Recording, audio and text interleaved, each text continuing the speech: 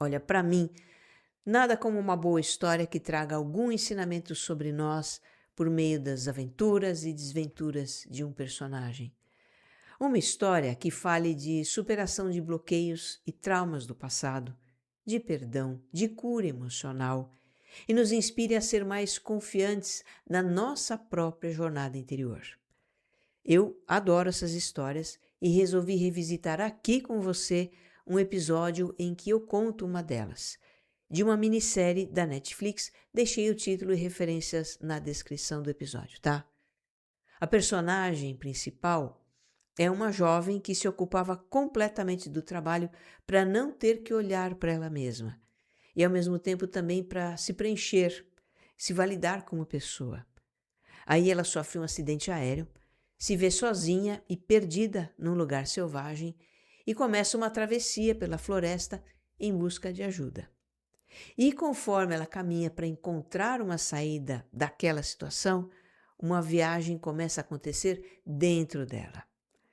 Nessa viagem ela vai se deparar com as suas questões, autossabotagem, feridas emocionais de infância, problemas no relacionamento com os pais, dificuldades afetivas. Essa história tem uma linguagem simbólica que se aproxima dos mitos, que nos tempos antigos era como as pessoas aprendiam sobre a natureza humana e a vida. E, aliás, falando em mito, o episódio anterior, o 187, é sobre um deles, né? A Odisseia, de Homero. Então, enquanto você aguarda a emocionante parte 2 desse episódio da Odisseia, que vai estrear logo, logo, você pode desfrutar desse mito moderno sobre transformação interior, sobre renascimento psicológico.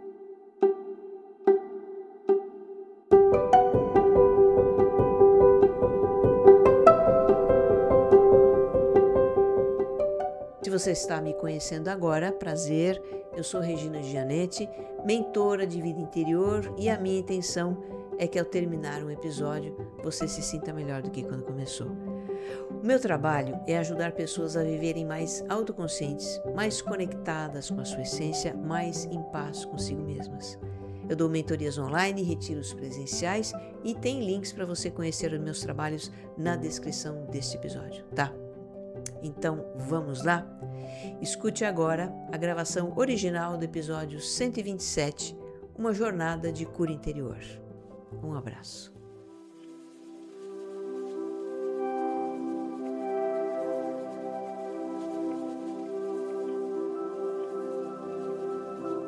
Algo que me dá muita alegria no meu trabalho como professora de meditação e autogerenciamento, como repórter da alma aqui no podcast, é que eu tomo conhecimento de histórias muito bonitas e inspiradoras de cura emocional, de autoperdão, de reconciliação com o passado, de liberação de traumas e bloqueios.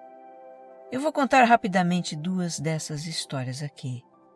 Uma é a da Vanessa, ela é uma aluna minha. De uns tempos para cá, ela começou a registrar os seus sonhos e tomou consciência de um sentimento de rejeição que afeta o relacionamento com os outros. Aí, com os exercícios de autocompaixão que ela aprendeu, a Vanessa vem praticando dizer para ela mesma: "Eu estou aqui com você", o que por si só traz uma sensação boa, de segurança. Então, certa noite, ela teve um daqueles sonhos que trazem o sentimento de rejeição. Uma pessoa fazia críticas a ela. Mas algo diferente aconteceu naquele sonho. Apareceu uma mulher, era como se fosse uma irmã. A mulher sentou do seu lado e disse: "Tudo bem, eu estou aqui com você." A Vanessa acordou desse sonho com um sentimento completamente diferente das outras vezes. Um sentimento de ter sido abraçada e confortada. A outra história é a do Marcelo. Ao deitar-se à noite, ele colocou uma meditação guiada para escutar. O título era Encontrando Minha Criança Interior. A meditação começa com o exercício de sentir a respiração por alguns instantes, depois imaginar um lugar bonito. E aí o Marcelo se vê na escola em que ele estudou quando pequeno. Ele revê o parquinho onde brincava, o campo de futebol, a mesa onde fazia as refeições preparadas pela merendeira, a Zezé. O Marcelo vai passeando e reconhecendo em detalhes a sua escola, e aí se encontra com ele mesmo quando tinha 5 anos. Então o Marcelo adulto e o Marcelo menino se abraçam e começam a conversar. O menino conta que tinha ouvido os pais discutirem feio na noite anterior, que está com muito medo de o pai ir embora. E o adulto o acalma, diz que o pai é bravo às vezes, mas é boa pessoa. O adulto diz ao menino que está muito feliz em encontrá-lo e que nunca mais o deixará sozinho. Aí os dois vão de mãos dadas passear pela escola. Quando Marcelo se dá conta, a meditação guiada já havia acabado e ele se sente muito emocionado com a experiência. Nós geralmente consideramos real aquilo que acontece externamente a nós. Aquilo que percebemos pelos sentidos, vemos com os olhos, escutamos com os ouvidos, que podemos tocar. E geralmente não damos lá muito crédito a vivências subjetivas do tipo que a Vanessa e o Marcelo compartilham aqui com a gente. Dizemos para nós mesmos, foi um sonho apenas, foi uma viagem da imaginação. Mas olha, a gente deveria dar mais atenção a essas experiências, porque elas são manifestações do nosso psiquismo. São vivências do nosso mundo interior e tão verdadeiras quanto as que temos a partir de acontecimentos do mundo exterior. Sim, verdadeiras, porque elas simbolizam algo que realmente existe no nosso íntimo. E mais, se procurarmos entender essas nossas experiências interiores, vamos encontrar uma fonte de cura emocional, de equilíbrio, de inteireza que existe em nós, o nosso curador interno.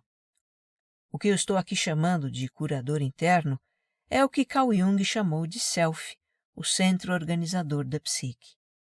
Falamos da teoria de Jung em alguns episódios anteriores, não foi? Eles estão relacionados na descrição deste episódio. E agora eu vou compartilhar com você uma jornada de cura interior. Não é uma história verídica, é uma ficção, aliás, muito bem construída, que mostra de uma forma simbólica os processos de transformação de uma pessoa. É a história da minissérie Respire. O título original é Keep Breathing. Está em cartaz na Netflix. Eu já vou avisando que a partir daqui vai ser um spoiler atrás do outro. Talvez você prefira assistir a minissérie antes e depois voltar aqui. Ela tem apenas 6 episódios de meia hora em média.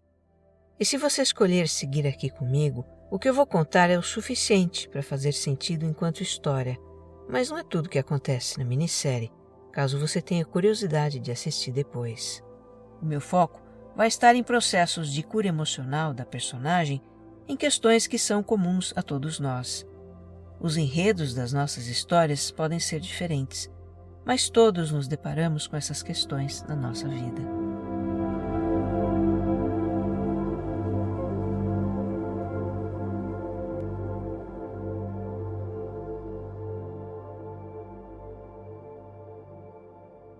A protagonista dessa história é uma jovem chamada Liv, que está fazendo uma viagem de Nova York, onde ela mora, para uma cidade no extremo norte do Canadá. O último trecho do seu voo é cancelado e ela convence 2 pilotos de um pequeno avião particular a lhe dar uma carona. Eles estão indo para a mesma cidade. No meio do caminho, o avião tem uma pane e cai num lago, numa região montanhosa inabitada. O piloto morre. A Liv se salva e resgata o copiloto, que está muito ferido. Este também acaba morrendo, mas um pouco antes ele conta para Liv que o voo deles não era registrado. Ninguém sabia onde eles estavam e, portanto, ninguém viria salvá-la. Ela está sozinha no meio do nada, sem comida, sem comunicação. Bom, vamos entender quem é a Liv. Ela é uma advogada que trabalha excessivamente. Chega a fazer 80 horas por semana. Enquanto os colegas do escritório saem para almoçar, fazem happy hour, têm vida pessoal, a Liv não para de trabalhar nem para comer. Aliás, ela é muito displicente com a alimentação. Só quando a fome aperta, ela come. E aí manda um salgadinho de pacote, bolacha recheada, janta amendoim. Essa questão da alimentação é importante no contexto dela. Mais para frente você vai entender por quê. A Liv é uma pessoa fechada, às vezes espinhosa, agressiva. Seu pai faleceu há pouco. Sua mãe, ela não via há muitos anos. A mãe tinha transtorno bipolar e abandonou a família. A Liv meio que namora um colega do trabalho, o Danny, que é um anjo para ela. Gentil, atencioso, cuida dela, vive levando comida de verdade para ela almoçar no escritório. A Liv parece gostar dele, mas mantém uma certa distância afetiva. Trata o Danny com frieza às vezes, evita um envolvimento mais sério. Por essa descrição, já deu para perceber que a Liv tem questões para serem encaradas, né? Questões das quais ela vinha fugindo ao evitar criar vínculos emocionais com amigos e o parceiro, ao trabalhar em excesso. Ela se ocupava completamente do trabalho para não ter que olhar para si mesma e, ao mesmo tempo, também para se preencher, se validar como pessoa. Agora, ao sofrer o acidente de avião, ao se ver completamente só e perdida num lugar selvagem, com a vida em risco, a persona da advogada workaholic e emocionalmente distante não lhe serve para nada. A Liv precisa sobreviver. Ela está numa situação extrema que faz aflorarem os seus instintos e conteúdos inconscientes. E aí, aquelas questões incômodas que a sua persona abafava e evitava vão vir à tona para serem encaradas. Então a história que começa parecendo uma aventura de sobrevivência na floresta se revela um drama intimista que retrata um belíssimo, profundo processo de renascimento para a vida guiado pelo curador interno. Algo que me encantou nessa minissérie é que não há nenhuma cena gratuita. As situações, os gestos, as falas, os objetos que aparecem, tudo tem um significado, tudo é simbólico. Como essa história é contada com muitos elementos simbólicos, é inútil tentar racionalizar se o que está acontecendo é um flashback da vida da personagem ou uma lembrança, se ela está sonhando, fantasiando ou tendo uma alucinação. Acho que faz mais sentido considerar que o que ela está vivenciando são manifestações de aspectos do seu inconsciente.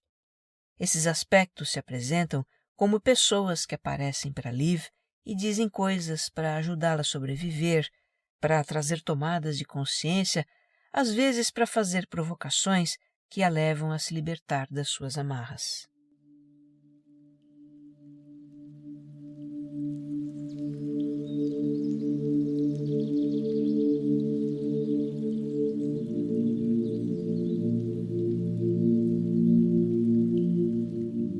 Quando a Liv entende que ninguém viria resgatá-la, ela fica um tempo muito desorientada. Mas depois bota a cabeça no lugar, resgata alguns objetos do avião e com isso consegue resolver algumas necessidades urgentes, fazer um abrigo, uma fogueira, estocar água, armazenar frutos que encontra na floresta. Ela comemora quando consegue fazer fogo. E aí se manifesta o seu aspecto crítico e autossabotador, representado pelo Sam, o copiloto que ela tinha acabado de enterrar. Ele diz para ela: "Você fez fogo, mas isso não vai te alimentar. Como vai sobreviver aqui? Ninguém vem buscá-la porque ninguém se importa com você." Não é que o espírito do Sam tenha aparecido para ela. É que a figura dele simboliza o aspecto crítico e autossabotador da Liv. E por que o copiloto se tornou esse símbolo? Eu entendo que foi por causa do modo como ele falou com a Liv antes de morrer. Ele disse: "Ninguém vai vir procurar você." A figura do Sam aparece várias vezes para ela, sempre com um comentário pessimista ou depreciativo, que é bem típico do aspecto crítico e autossabotador. Do alto de um morro, a Liv avista ao longe luzes refletidas nas nuvens, o que indica que ali tem uma cidade. Nesse momento, Sam está com ela e os dois trocam um olhar sorridente. É uma cena rápida, passa quase que batida, mas tem um significado importante. O de que, no fundo, o aspecto autossabotador, representado pelo copiloto, deseja a sobrevivência da Liv. Temos um episódio sobre autossabotagem que é um mecanismo distorcido de autoproteção. A referência está na descrição deste episódio. É pena que o bom humor do Sam não dura muito. Ele logo já está dizendo para Liv que para chegar até aquela cidade serão dias de caminhada. Isso se você não se perder, o que vai acontecer, ele completa. A Liv o ignora e deixa seu abrigo no lago para encontrar a cidade. Bota numa mochila tudo que ela pode carregar e se embrenha na floresta.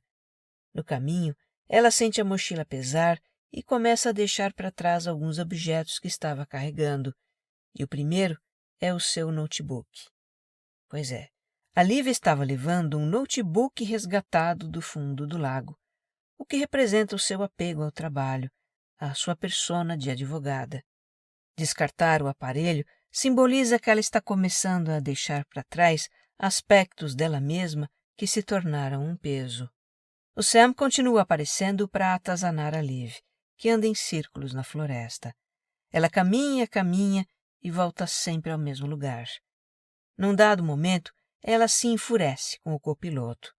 Você está morto, ela diz. E ele responde, mas eu também estou dentro de você.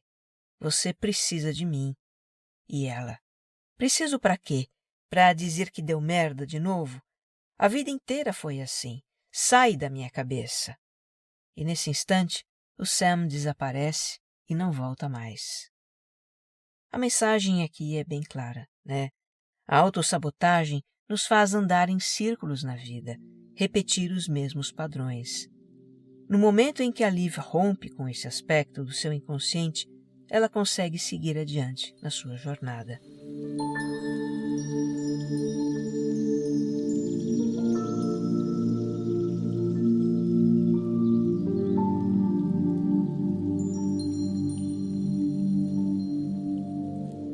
Ao andar pela floresta, a Liv vai tendo muitas lembranças da sua vida. No caminho tem um buraco coberto por folhas secas e ela cai nele. Despenca vários metros e termina com a parte inferior do corpo soterrada por pedras que caíram junto com ela. No buraco, com um ferimento na cabeça e muito atordoada, ela encontra a mãe. Bem sugestivo esse encontro acontecer num buraco fundo e escuro, o que sugere um lugar profundo na psique da Liv. Vamos falar um pouco dessa mãe. Ela é artista plástica, pinta quadros. No seu comportamento se alternam momentos de alegria efusiva e de depressão. Isso é característico do transtorno bipolar junto com a medicação de lítio que ela toma. Um traço interessante nas pinturas da mãe é que ela faz retratos e no final rabisca em vermelho o rosto retratado. Eu entendo esse rabisco como uma expressão de anulação. O meu palpite é que a mãe da Liv se sentia anulada na sua liberdade e criatividade, anulada pelo marido, que vivia cobrando as responsabilidades maternas dela. Quando pinta, a mãe fica muito envolvida com o que está fazendo e não dá atenção para a filha.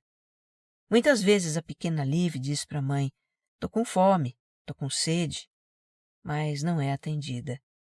Aí a gente entende por que a Liv adulta é tão desleixada com a alimentação. Sua relação com a comida é tanto faz. Ninguém liga se eu tenho fome ou não, eu também não ligo. Voltando ao buraco, a figura da mãe que a Liv encontra ali simboliza o complexo materno da sua psique. Para simplificar, o complexo materno é um núcleo de comportamentos inconscientes que se formam a partir do relacionamento com a mãe. É bastante comum termos um complexo materno, assim como também o paterno, mesmo não tendo convivido com o pai ou a mãe, mas com alguém que exerceu esse papel. Esse é um assunto que a gente vai explorar em profundidade no episódio futuro. A Liv conversa com a mãe e sonha que está na casa de infância, no escritório, em seu apartamento, numa balada, tudo misturado. É de tirar o fôlego essa parte.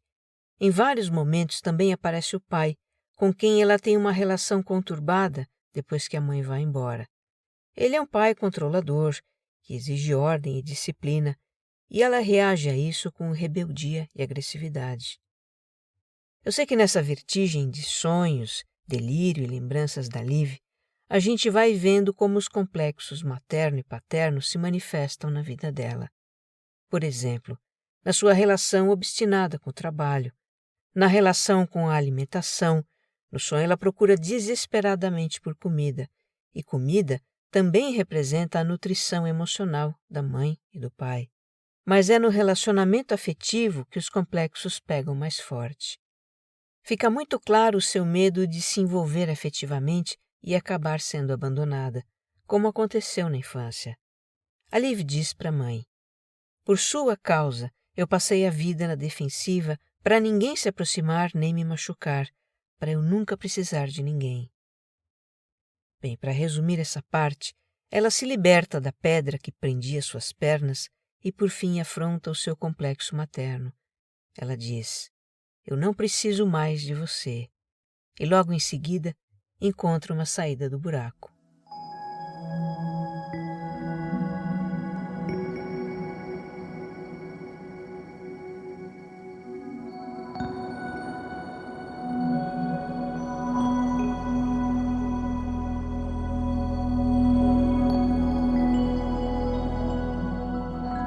A vivência da Liv no fundo do buraco teve ainda uma passagem que eu deixei para comentar à parte. Para mim, foi o momento mais emocionante da história. Ela sonha que está num tribunal como advogada, ouvindo o juiz lhe dizer: olha, você deu o seu melhor e não tem do que se envergonhar. Ninguém vai culpá-la se quiser parar por aqui. Acho que a sua cliente concorda com isso. E quem é a cliente da Liv naquele tribunal? A sua criança. Então a Liv menina toma amorosamente a mão da Liv adulta e esta chora. Eu chorei junto, achei essa cena linda demais. Lembrando que em um sonho os personagens representam aspectos do nosso interior, como esse sonho poderia ser interpretado? A persona que a Liv construiu, da advogada workaholic, autossuficiente, obstinada, de mulher emocionalmente evitante, tudo isso foi para proteger a sua criança interior. E a partir daquele momento, ela estava sendo liberada desse papel pelo seu próprio juiz. Não precisava mais adotar comportamentos defensivos para proteger a sua criança, e também não tinha do que se julgar nem envergonhar por seus comportamentos. Lindo isso, né? Bem, depois de deixar o buraco, a Liv está com o tornozelo machucado e exausta. É um momento muito difícil. Ela se lembra de como buscou a proteção do pai quando era criança e ele sempre a acolheu. A voz dele soa na sua cabeça. Você precisa continuar andando, senão vai morrer.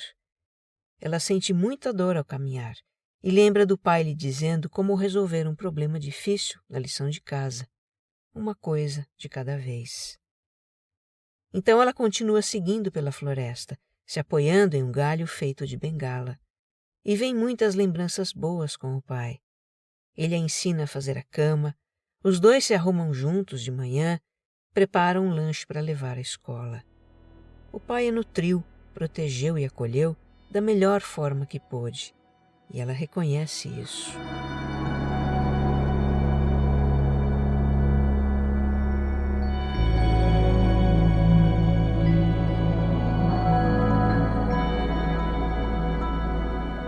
Tem um momento em que ela começa a lembrar de uma meditação que ela fazia para combater o estresse.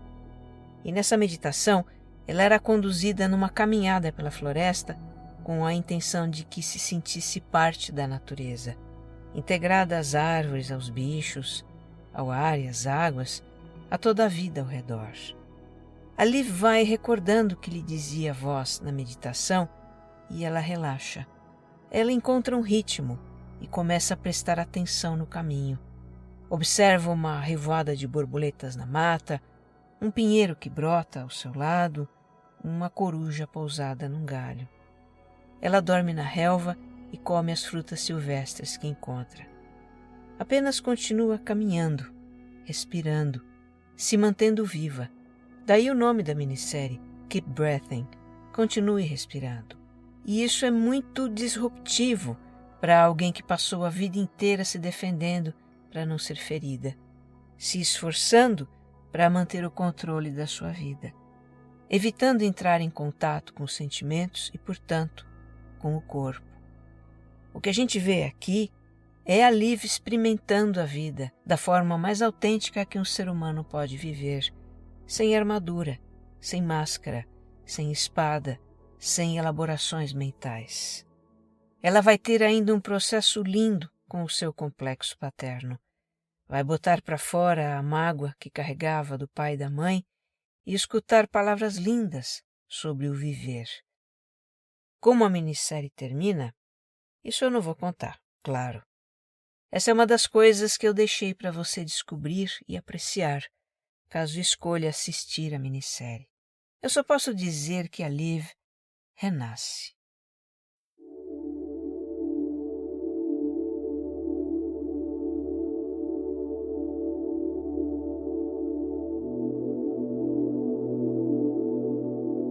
Eu não poderia deixar de compartilhar uma história tão rica com você. É uma linda metáfora da nossa jornada de cura interior. Ela me fez lembrar dos mitos que há milênios narram a aventura humana na Terra. Tem a mesma linguagem simbólica. Em outros tempos, as pessoas aprendiam sobre a natureza humana e a vida por meio de mitos envolvendo deuses, heróis, criaturas fantásticas, proezas, disputas, provações. O americano Joseph Campbell, um dos maiores mitólogos que já existiu, dizia que a função dos mitos era guiar o espírito humano, transmitindo de geração em geração modelos de comportamento, valores, significados, entendimento dos mistérios da existência. Desde a Era Moderna, quando o pensamento científico começou a se desenvolver e a predominar, os mitos foram sendo deixados de lado. Hoje olhamos para essas histórias das culturas antigas, greco-romana, do Oriente, de povos indígenas, apenas como histórias curiosas, meio viajadas, e não fazemos ideia do quanto os mitos estão entranhados na nossa psique. Não por acaso, o pai da psicanálise, Freud, se valeu de personagens míticos como Narciso, Édipo, Eros, Thanatos, para descrever fenômenos da psique. Carl Jung, então, nem se fala. Na visão dele, os mitos de todos os tempos e culturas são a substância do inconsciente coletivo, que é uma das dimensões da nossa psique. Os mitos sempre foram e nunca deixarão de ser uma forma de entender a nós mesmos e a vida. E a linguagem simbólica dos mitos é também a linguagem do nosso inconsciente. É com simbolismos que aspectos do inconsciente se manifestam em sonhos para que a gente tome consciência deles. E por meio da simbolização, podemos até transformar aspectos do nosso inconsciente, representá-los como a crença que fomos, o juiz interno, o autossabotador, o pai ou a mãe, permite interagir com eles de uma forma adequada, terapêutica, para que uma cura emocional aconteça.